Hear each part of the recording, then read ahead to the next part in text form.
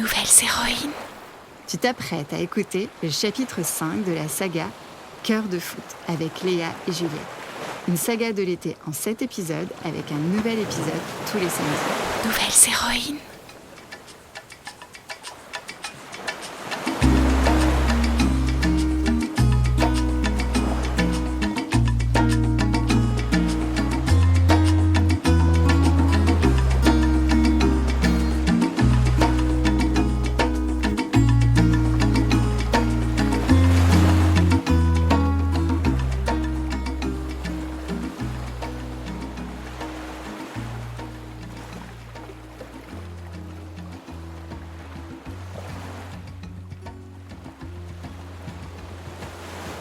Trois jours avant le match. Juliette n'avait pas très bien dormi depuis le message d'Elena. Elle s'endormait très vite. Mais elle se réveillait à des heures bizarres avec des images de match qui se rejouaient derrière ses yeux fermés. Le ballon qui part à gauche alors qu'elle voulait tirer à droite. L'équipe adverse qui court plus vite qu'elle. Tu as les cernes de quelqu'un qui n'a pas dormi. Elles prenaient leur petit déjeuner sur la terrasse. Madame Puig avait monté un filet d'orange ce matin avec un billet glissé dessous. Pour vos amies françaises, ce qui était aussi délicieux que légèrement inexact, Léa étant autant son amie que française. Comment tu sais que j'ai des cernes ? Tu bois ton jus d'orange sans rien dire. En temps normal, tu commences à parler dès le premier jus d'orange. Tu es le genre de personne qui parle pour penser, et là, tu penses en silence. C'était vrai. Et le fait que Léa l'ait remarqué avait quelque chose de légèrement embarrassant et de profondément réconfortant en même temps. Juliette posa son verre. J'ai peur de rater le match. D'être celle qui fait perdre l'équipe. Et si tu la fais pas perdre, tu imagines quoi ? Je sais pas. Je vais jusqu'à l'image de la défaite et je peux pas aller au-delà. C'est parce que tu construis des histoires où tu as forcément un rôle négatif. C'est pas de la modestie, c'est de la lucidité. Je suis la moins bonne. Elena t'a mise sur la feuille de match. Soit elle est aveugle, et c'est mon rayon, pas le tien, soit elle voit quelque chose que toi, tu vois pas encore. Comment tu fais, toi ? Pourquoi ? Pour avoir confiance en toi. T'as toujours su que t'avais une belle voix et que tu méritais ta place.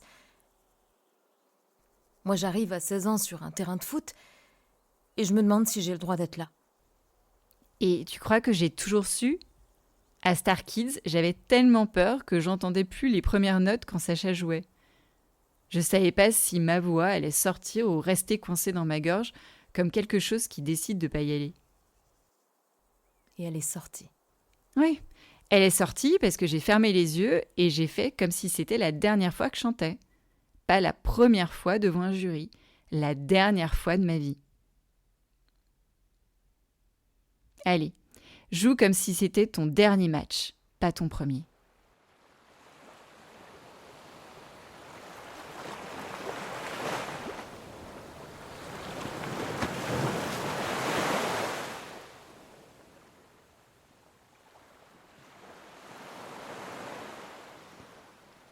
Dans le café de la Barceloneta, ce matin-là, Léa et Miguel travaillaient. Aujourd'hui, ce que je veux,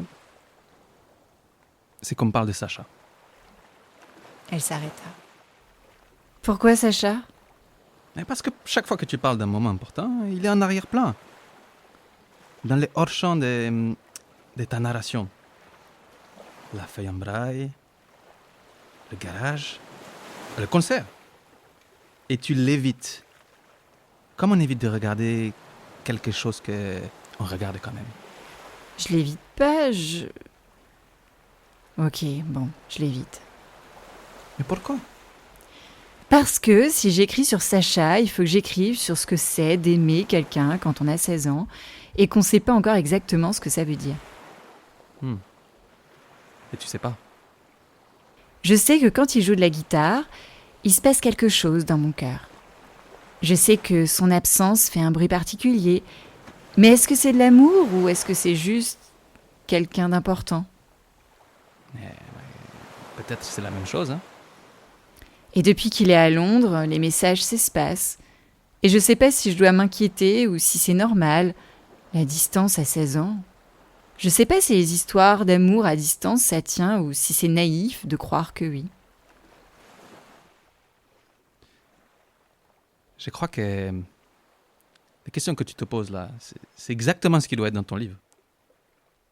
Les réponses, non. Les questions. Les lecteurs, ils vont trouver ça frustrant, non? Ah, les lecteurs qui ont 16 ans, ils vont se reconnaître. Hein. Ralph leva la tête, depuis son coin d'ombre et battit de la queue. Le soir, partout dans les bars et les cafés de Barcelone, les écrans retransmettaient la demi-finale depuis le Mexique, France contre Espagne. Lucas avait emmené Léa et Juliette dans un bar du quartier où les habitués étaient rassemblés comme une famille élargie et légèrement bruyante.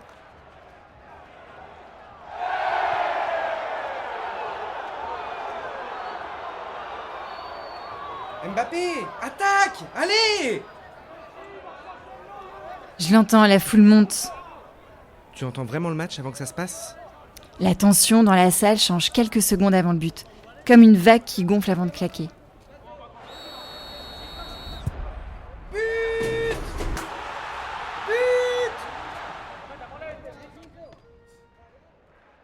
Moi, samedi, je vais probablement pas marquer. Probablement, c'est différent de jamais. Et moi, vendredi, je vous lis mes premières pages. Tes premières pages? Miguel dit qu'elles sont prêtes. Moi, j'ai peur. Mais j'ai décidé de les lire quand même. Juliette regarda son amie. Sa façon de tenir son verre avec ses deux mains, son dos droit, cette façon de se tenir dans l'espace qu'elle avait toujours eue. Pas d'excuses. Cette nuit-là, Léa écrivit jusqu'à 3h du matin, les premières pages du livre. Des pages où elle parlait de sa vie, de ses sensations, de ses doutes, de Juliette et de Ralph et de Sacha, de la pluie. De ce que c'est d'avoir 16 ans et de voir le monde différemment des autres et d'avoir décidé quelque part entre Bayonne et Barcelone qu'être différente pouvait être magnifique. Quand elle relut ce qu'elle avait écrit, elle ne changea pas un mot. C'était la première fois. Nouvelles héroïnes.